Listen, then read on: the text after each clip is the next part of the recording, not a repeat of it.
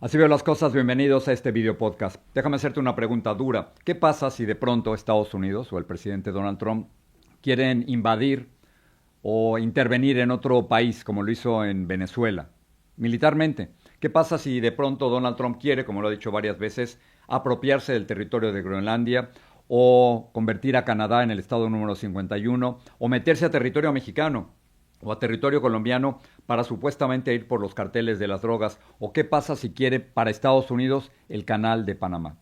Esto se basa en una vieja doctrina, le llaman la doctrina Monroe, establecida en 1823. Pero ahora, en este 2026, Donald Trump de alguna forma la sigue implementando. Así que tendremos una entrevista muy interesante con la congresista Nidia Velázquez, quien dice que esto no puede continuar así. Ella quiere una política del buen vecino y veremos si efectivamente hay suficientes votos en el Congreso de los Estados Unidos para evitar que Estados Unidos, en concreto el gobierno del presidente Donald Trump, invada o intervenga militarmente en otro país. ¿Qué pasa si quieren ir por Cuba? ¿Qué se tendría que hacer? Hablaremos de todo esto. Pero vamos a comenzar con las imágenes que todavía son imágenes de pesadilla del hombre que supuestamente secuestró a Nancy Guthrie, esta mujer de 84 años de edad, la madre de Savannah Guthrie, una de las conductoras y periodistas más conocidas de los Estados Unidos. Estas imágenes se consiguieron a través del video de la cámara del timbre de la casa de Nancy Guthrie. Y muchos esperan que a partir de esta imagen se pueda identificar o de alguna forma acercarse al sospechoso. Lo que es peligroso, lo que es realmente causa trastorno, es que este hombre iba perfectamente protegido, enmascarado, no se le pueden ver las manos porque lleva guantes sumamente gruesos y no hay manera de poderlo identificar. El caso es que el FBI y la policía, no solo en Tucson, Arizona, donde vive la madre de Savannah, sino en partes cercanas de los Estados Unidos a la ciudad de Tucson, están deteniendo a personas que ellos consideran que son sospechosas. Y de pronto detuvieron a un latino. Detuvieron a un latino identificado por Fox News como Carlos Palazuelos. Y de pronto lo detienen y se dan cuenta que Carlos no tiene absolutamente nada que ver con todo esto. Llegaron varios medios locales a entrevistarlo y esto fue lo que dijo. I mean, I hope they get the suspect, because I'm not it. They better do their job and find the suspect that did it so they can clear my name, and I'm done. Look, I'm putting my family through. You're on Not just national them, news now. Not just them. Even my parents in Tucson. Hay que limpiar su nombre, por supuesto. O sea, Carlos dice, yo no tengo absolutamente nada que ver, que hagan ellos su trabajo, pero que no vayan contra personas inocentes como yo y destruyan la reputación de personas como Carlos. La policía no solo se quedó con Carlos, sino que fueron a buscar a la suegra de Carlos, que tampoco tiene nada que ver. No solo no tiene nada que ver, sino como la van a escuchar en estos momentos, no sabe ni siquiera quién era Nancy Guthrie. El caso es que la entrevistan y ella dice exactamente lo mismo. No sé quién es y yo no tengo la culpa, pero si me quieren investigar y se quieren meter a mi casa, adelante. I don't know. They came out telling us that they had somebody gave a tip that the lady was in my house. I don't know her name. ¿Cómo se llama? Nancy Guthrie? That we don't know. We don't know her. I don't know who she is. I don't know anything about her. They only said that they gave a tip that she was in my house. And I told them, you can go in and search my house. There's nobody there. I have nothing to hide. There's nobody in my house. And I don't know what's going on. I mean... Me encanta la suegra de Carlos, dice, ¿cómo se llama? Claro, no tienen ni idea de qué se trata y le estaban acusando a ella o sospechaban que ella podría estar vinculada a este crimen y desde luego no tiene nada que ver, absolutamente nada que ver. Ahora, las imágenes que vimos al principio del podcast son muy preocupantes porque se trata de alguien que estaba planeando este crimen. Lo interesante es que estaba leyendo a expertos en lenguaje corporal y parece ser, porque no hay manera de identificarlo ni por su cara ni por su vestimenta, parece ser que todos, tú y yo y todos, en los 8,000 millones de habitantes en el planeta, tenemos formas de caminar distintas. Así como nuestros ojos son distintos, yo camino de una manera, quizás colgando un brazo más, subiendo un hombro más, la cadera, etcétera. Todos tenemos una identidad corporal y que se nota cuando estamos caminando. Si tú y yo caminamos de forma paralela, se van a dar cuenta de que tú caminas de una forma distinta a como yo hago. Y entonces una analista criminóloga nos sugiere que en ese video que aparentemente no dice nada, hay mucho simbolismo. This video was a game changer. We don't know how many tips they have had, but they are looking for the person on the porch or anyone who knows anything about him. And I do think it's just a matter of time before we know that person's identity. ¿Qué tal si de pronto por las botas alguien dice, yo conozco a alguien que tiene unas botas similares o que tiene un pantalón similar? Pero lo más interesante que a mí me parece en estos momentos es que a pesar de que en los ojos, como tienen una luz en los ojos, no se pueden identificar, la manera de caminar y la manera de moverse de esa persona, alguien que lo conozca puede decir, ahí está, o es mi vecino, o pasó muy cerca de donde yo estaba. Como quiera que sea, me parece fascinante cómo el lenguaje corporal nos identifica y la forma de caminar nos identifica a cada uno de los habitantes de este planeta. Una gran mentira. ¿Se acuerdan que el gobierno de los Estados Unidos había dicho, constantemente lo están diciendo, que 70% de todas las personas arrestadas durante esta gigantesca operación de redadas antimigratorias, que 70% tenían un récord criminal? La realidad es totalmente distinta. La cadena CBS acaba de hacer una investigación y se han dado cuenta de lo siguiente, que de los cerca de 400,000 inmigrantes arrestados por ICE, menos del 14% tenían antecedentes penales violentos. Menos del 14%. Es decir, casi solo 1 de cada 10 arrestados tenían un récord criminal. Y de pronto nos están vendiendo el cuento de que la mayoría son criminales. No es cierto. La gran mayoría de las personas que está arrestando ICE no tienen un récord criminal violento. Y aquí está, la cadena CBS lo que hizo es que se metió a investigar los archivos del Departamento de Seguridad Nacional, fue viendo los números y se dan cuenta, no es el 70%, apenas 14% tienen un récord criminal.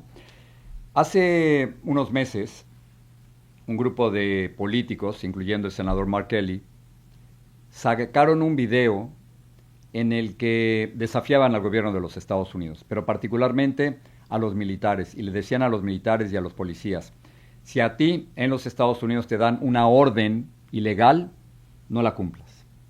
Y esto, por supuesto, enfureció al presidente de los Estados Unidos y los empezó a investigar.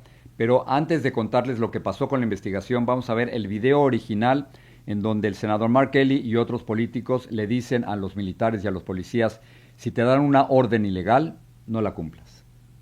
Our laws are clear. You can refuse illegal orders.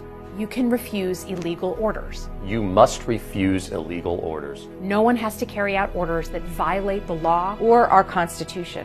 We need you to stand up for our laws, our Constitution, and who we are as Americans.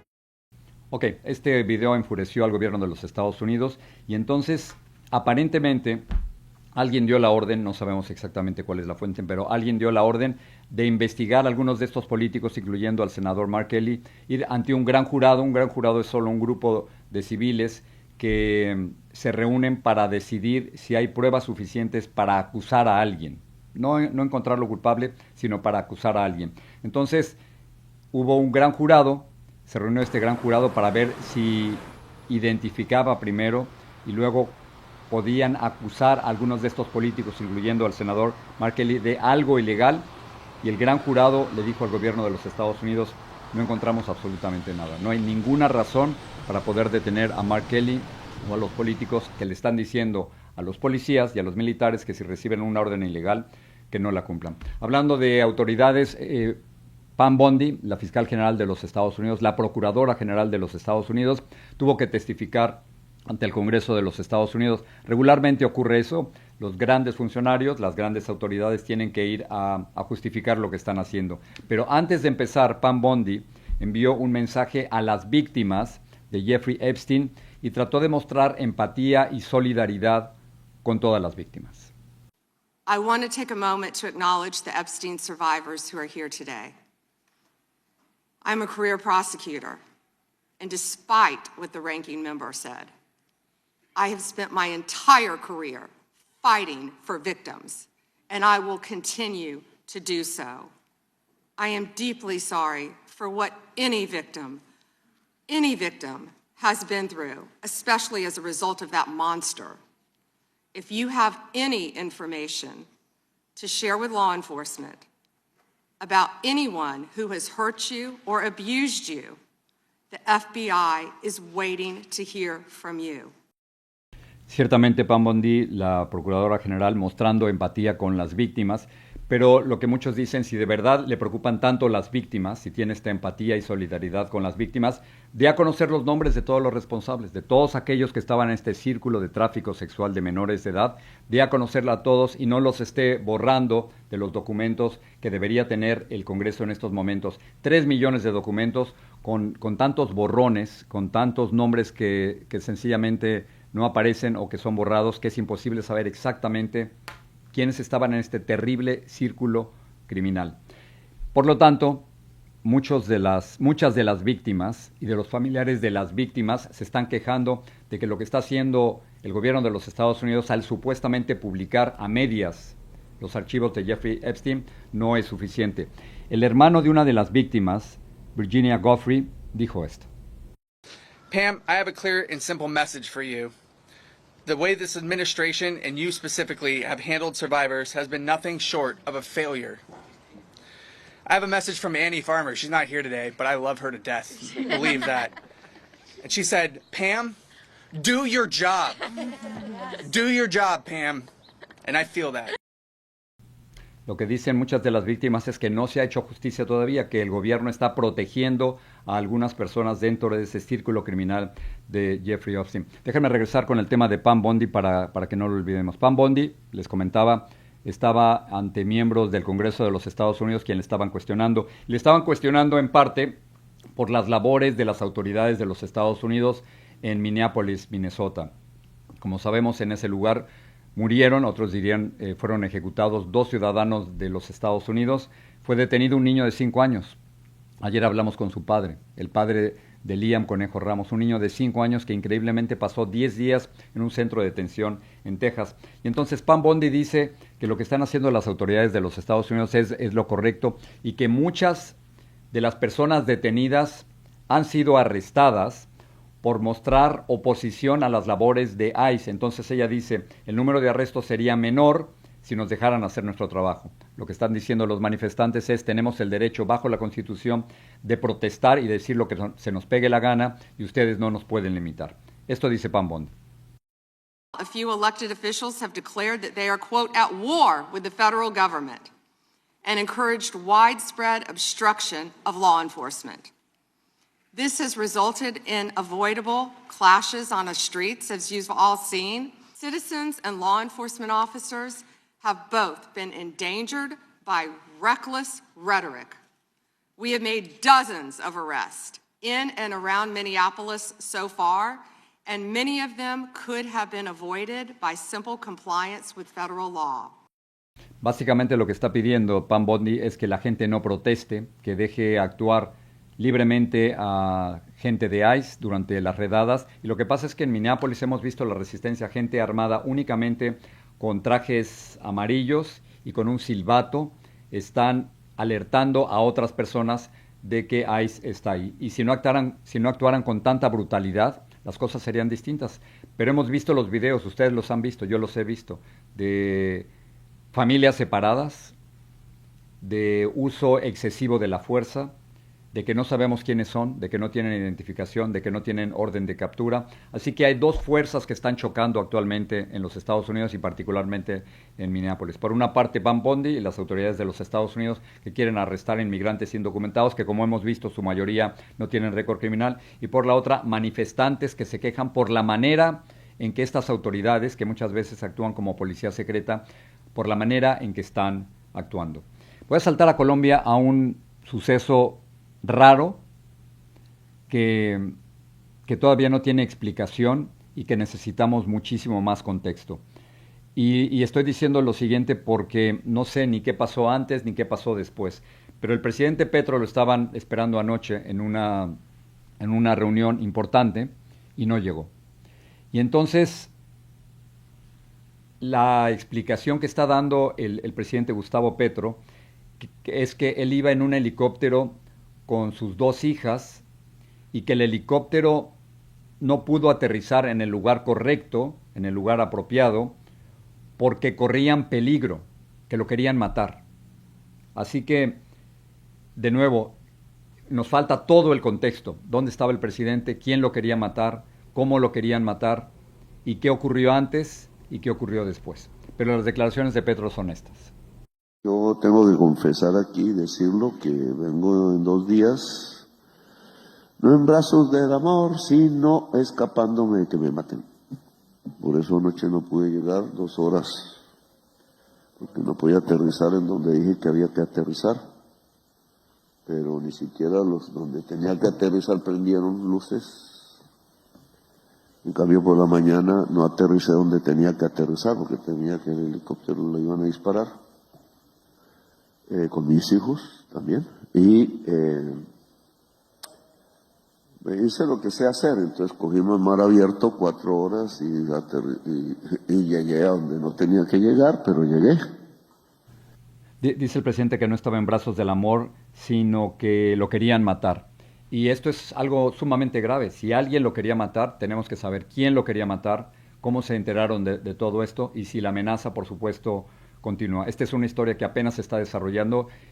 Yo conozco a grandes periodistas colombianos que estoy seguro que están tras la pista sobre lo que efectivamente ocurrió allí en Colombia con el presidente Gustavo Petro. En Venezuela hay todavía una discusión sobre quién entregó al dictador Nicolás Maduro. Es poco probable, y este es el argumento, es poco probable que Nicolás Maduro pudiera haber sido arrestado de la manera en que fue arrestado, sin información interna, sin información secreta de algunos miembros de su círculo rojo. Y entonces el periódico The Guardian, que es uno de los más respetados del mundo, revela quién, desde su punto de vista, según su investigación, entregó a Nicolás Maduro. The Guardian revela lo siguiente: Delcy y Jorge Rodríguez habrían negociado con los Estados Unidos.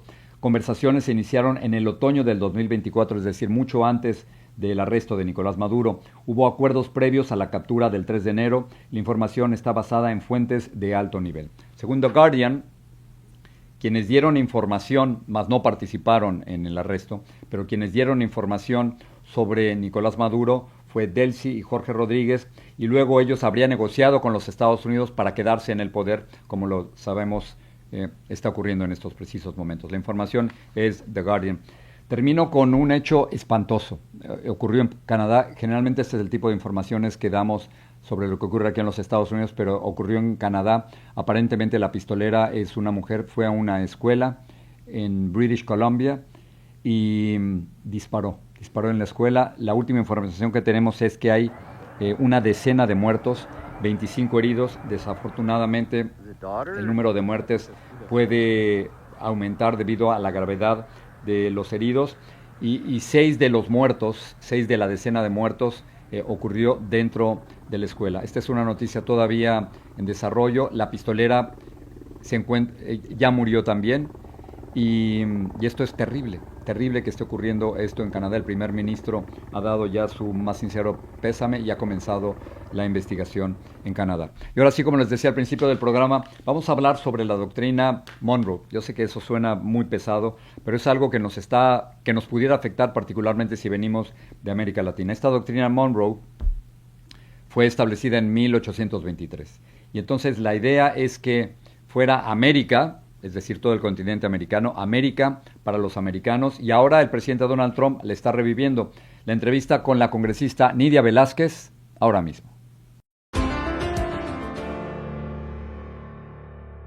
Así veo las cosas. Vamos a hablar de la doctrina Monroe y por qué la doctrina Monroe no debe ser ejecutada actualmente en este 2026. La doctrina Monroe fue establecida en 1823 por el presidente James Monroe y básicamente sugiere que América, todas las Américas, deben ser para los americanos.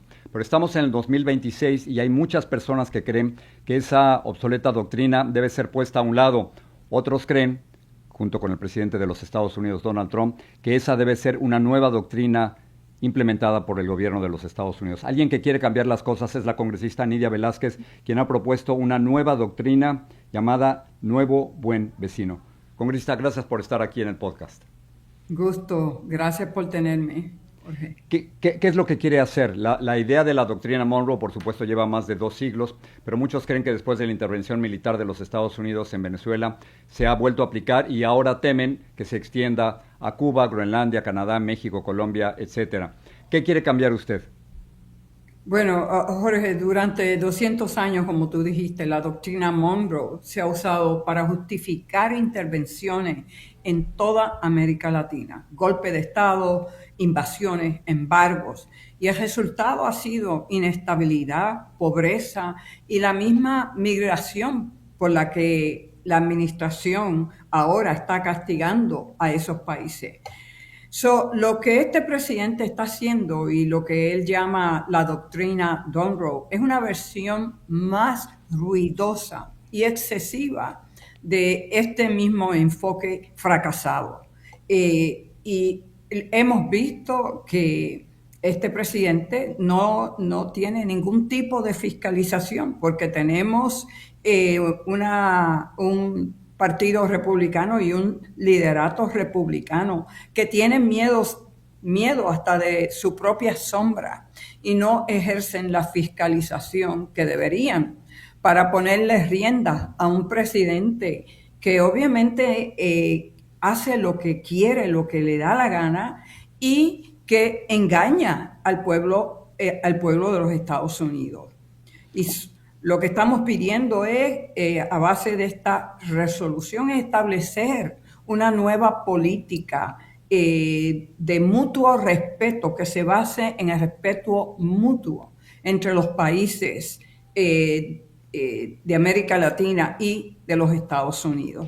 Congresista, ¿usted teme que después de la intervención militar de los Estados Unidos en Venezuela, que esto continuara a Cuba y luego quizás con operaciones militares dentro de Colombia y de México? ¿Qué es lo que está tratando de evitar? Estoy tratando de evitar que este presidente entienda que él puede empujar el envelope hasta que, porque entiende él que nadie le va a pedir cuentas. Lo que estamos tratando de evitar es, que gente muera, tanto en Cuba como en Venezuela. Estamos tratando de evitar políticas públicas que han probado históricamente que no producen el resultado de apoyar democracia, ya sea en Cuba o, por ejemplo, la política en contra del narcotráfico que se llevó por más de 10 años en Colombia y que no produjeron resultados positivos. Por otro lado, el presidente decir que lo que a él le preocupa es la estabilidad de Venezuela y la democracia en Venezuela, sin embargo, y la seguridad y la estabilidad de los Estados Unidos. Y por un lado, lo que hace es, de las primeras expresiones que hace luego de capturar o kidnap al presidente Maduro, es decir, que ellos van a administrar el gobierno en Venezuela y que van a explotar los recursos naturales como es el petróleo. De que habla de que de que todo esto es por la seguridad de Estados Unidos y la cuestión del narcotráfico, pero por otro lado perdona al narcotraficante convicto Juan Orlando Hernández, expresidente de Venezuela, que amenaza de enviar, y esto lo que va a producir y continuará produciendo es la crisis migratoria que hemos visto en la frontera. Un bloqueo petrolero contra Cuba que ha paralizado la isla, que ha racionado el combustible, escuelas cerrándose, hospitales sin electricidad, trabajadores suspendidos. Los más vulnerables en Cuba son los que van a sufrir este racionamiento de petróleo hacia Cuba. Congresista, tengo dos preguntas concretas. Quiero preguntarle sobre el caso de Venezuela. Como usted sabe, vivo en Miami y mucha gente en el exilio venezolano considera que la única manera de sacar al dictador Nicolás Maduro del régimen era por la fuerza. ¿Qué les dice usted a ellos que saben que llevamos años sin democracia en Venezuela y que esta era la única alternativa? Bueno, yo entiendo el sufrimiento de las personas que han dejado a Venezuela porque entienden que el régimen de Maduro era un régimen que obviamente no respetaba los derechos de los venezolanos. Pero el apoyar un golpe como este y que el presidente de los Estados Unidos viole el derecho internacional y que invada aguas territoriales e internacionales para perseguir el objetivo que quería este presidente. Yo le pregunto a los venezolanos, ¿ustedes le creen al presidente Donald Trump de que lo que él hizo es por el beneficio de Venezuela? Cuando lo que va a conseguir es precisamente explotar el petróleo para el beneficio de las corporaciones petroleras norteamericanas. Y por otro lado, invitar a un presidente y legitimizar el que incursione e invada a Venezuela. Y entonces, el próximo 2 o 3 meses a partir de ahora, si otro presidente en otro país hace algún tipo de cosas que el presidente pues no le gusta, la opción inmediata para resolver la situación va a ser invadir a esos países. Tenemos una historia de invasión militar y de apoyo militar a dictadores en el área de América Latina. Nosotros tenemos que entender las lecciones que nos ha dado a través de la historia en términos de la relación de Estados Unidos con América Latina. La otra pregunta que quiero hacerles sobre Cuba. Desde 1959 no hay elecciones multipartidistas en Cuba. ¿Cómo se lidia con la dictadura de Cuba? Como usted sabe, el gobierno de los Estados Unidos ha parado los suministros de petróleo de Venezuela hacia Cuba y ahora el gobierno de México también ha tenido que suspender los suministros de petróleo hacia Cuba. La presidenta Claudia Sheinbaum dice que eso afecta al pueblo, no a la dictadura. ¿Cómo se hace para promover la democracia en Cuba sin afectar al pueblo? Bueno, creo que los cubanos y el gobierno cubano ha hecho ofertas de sentarse a negociar con los Estados Unidos. Y ellos están abiertos a hacer una serie de reformas a base de lo que de las comunicaciones que han hecho. El Pero problema... ¿se les puede creer, congresista, quizás se les puede creer al gobierno cubano de que van a entregar el poder o que va a haber elecciones multipartidistas? Bueno, el hecho es de que ellos han visto de parte de esta administración y de parte de este presidente que él está dispuesto a tomar acciones unilaterales sin el consentimiento del Congreso o las Naciones Unidas o la Organización de Estados Americanos. Y que este hombre va a estar en la Casa Blanca por 3 años más. Y que deben buscar una solución pacífica a la serie de demandas que está haciendo el presidente, pero por otro lado respetando la soberanía del pueblo cubano como la soberanía de Venezuela y de los países en América Latina. Quería preguntarle sobre el paso siguiente a su propuesta de la doctrina del nuevo buen vecino. ¿Qué sigue? ¿Cuántos votos necesita? Obviamente tú sabes que los que controlan la mayoría son los republicanos. Hace 2 años, cuando introduje esta resolución, logramos 100 coauspiciadores, congresistas en la Cámara. Y yo espero que en esta ocasión sobrepase los 100 miembros que nosotros logramos. Y si lográramos un número bastante fuerte, obviamente le pondríamos presión al liderato demócrata para que empuje que esta resolución se vea en la Cámara. Pero es importante, fíjate tú que cuando ICE mira, el apoyo hacia lo que estaba haciendo ICE al principio pues era bastante fuerte de parte del pueblo americano. Y como bien dijo un presidente, la opinión pública es todo. Public sentiment is everything.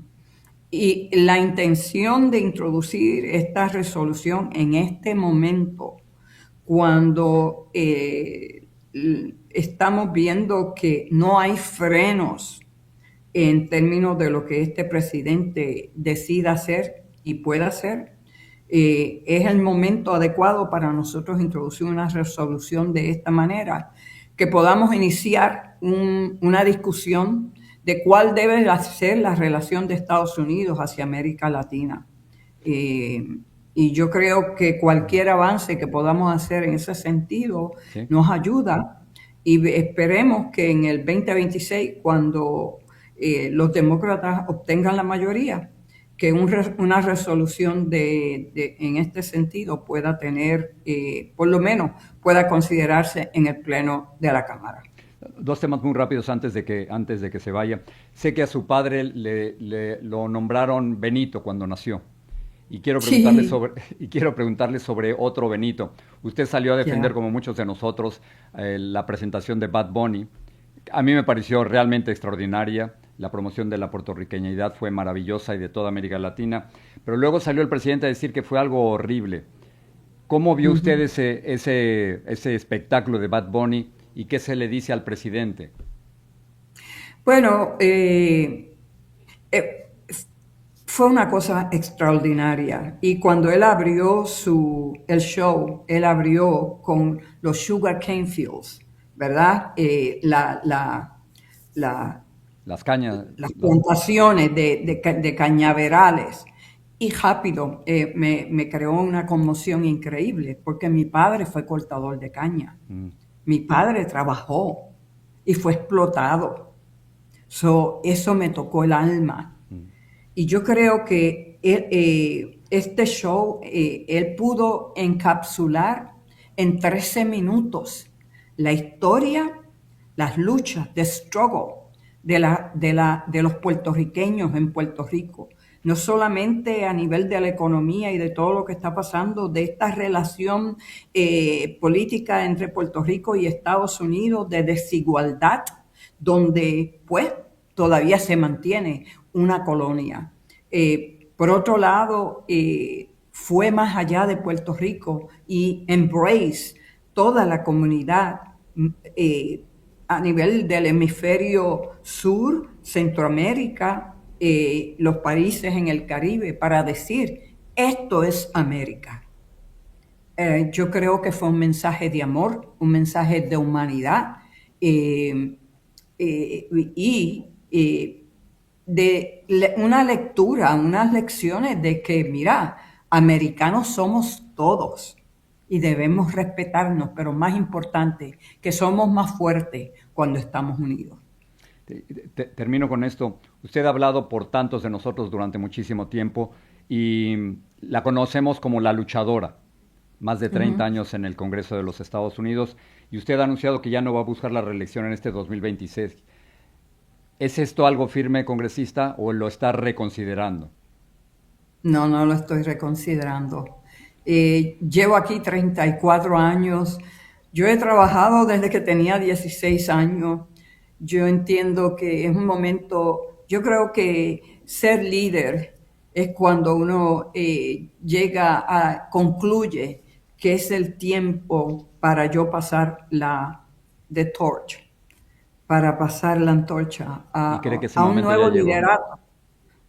Sí, llegó. Y me siento sumamente optimista de que de las personas que vayan a correr, que tenemos buenos candidatos comprometidos con la justicia social, económica y con los derechos humanos a nivel mundial.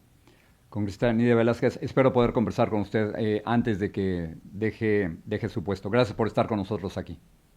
Gracias a ti, Jorge. Muchas gracias. Gracias. Y ahora tenemos aquí sus comentarios. Gracias por enviarlo. El primero tiene que ver sobre la participación de mi hija Paola en la entrevista que le hicimos ayer al padre de Liam Conejo Ramos. Dice lo siguiente: Jorge y Paola Ramos, muchas gracias por darle la oportunidad a la familia Conejo de expresar todo este abuso migratorio. Querido Liam, eres el símbolo de todos los niños encarcelados injustamente. Dios los cuide y proteja en este proceso. Gracias a Caro por este mensaje. Ana Valderrama dice lo siguiente: siempre me ha gustado cómo transmites el acontecer diario y me complace verlo en compañía de tu hija. Se nota que no tiene el estereotipo de las niñas nacidas en este país que van en contra de los hispanos.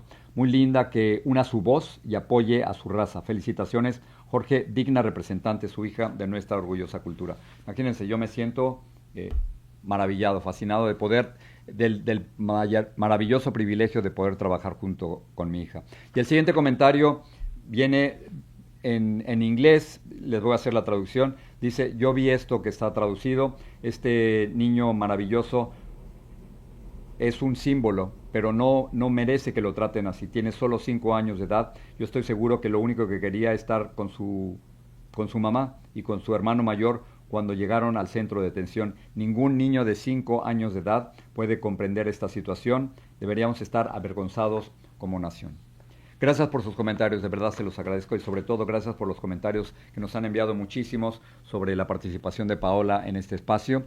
Gracias por estar ahí, gracias a ti, yo puedo estar aquí, y si nos quieres seguir te puedes suscribir muy fácil, aprietas el botón que se encuentra aquí mismo y te puedes suscribir gratis, no te va a costar absolutamente nada y vas a tener la última información. Gracias por estar ahí y gracias por confiar en nuestro periodismo.